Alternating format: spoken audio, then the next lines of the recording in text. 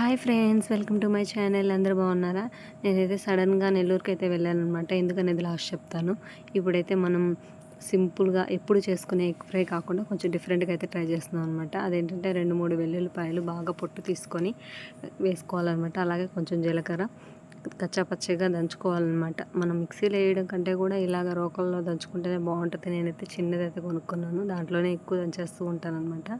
అలాగే మనకు కారం 2-3 స్పూన్లు అయితే వేయాలా. మీ ఇష్టం అది. మీరు కారం ఎక్కువ తింటే ఎక్కువ వేసుకోవచ్చు, లేదా కొంచెం తగ్గించుకొని తినేపోతే కొంచెం తగ్గించుకొని తినచ్చు అనమాట. తర్వాత దాన్ని బాగా మిక్సింగ్ చేసినాక ఇలాగ చూపిస్తున్నాను కదా, ఇలాగ పేస్ట్గా అయితే అవుతుందన్నమాట. మరీ మెత్తగా చేస్తే బాగుండదు, కొంచెం అలాగే ఉండాలన్నమాట.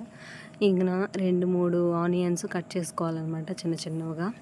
ఆనియన్స్ కట్ చేసుకున్నాక ఇంకా ప్యాన్ పెట్టుకొని దాంట్లో ఆవాలు జీలకర్ర వేయాలన్నమాట. అది బాగా హీట్ అయినాక మనం ఆనియన్స్ కట్ చేసుకున్నాం కదా, అవి అయితే వేసేయాలి. ఆనియన్స్ బాగా కొంచెం ఆనియన్స్ వేసినప్పుడు కొంచెం సాల్ట్ వేస్తే మనకి తొందరగా ఉడికిపోద్ది అనమాట. అది నాకు కూడా తెలియదు, ఈ మధ్య తెలిసింది. నేను కూడా అలాగే ట్రై చేస్తున్నాను.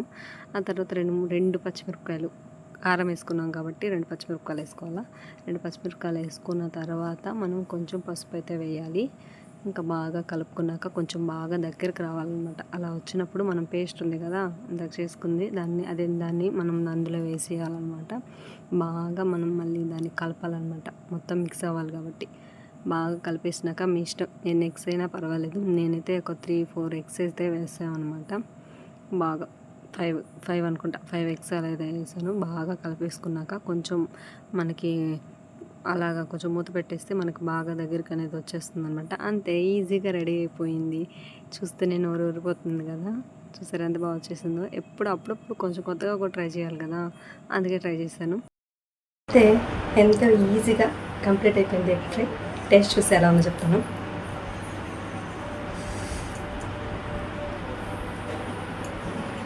ఫస్ట్ టైం అనమాట ట్రై చేయడం.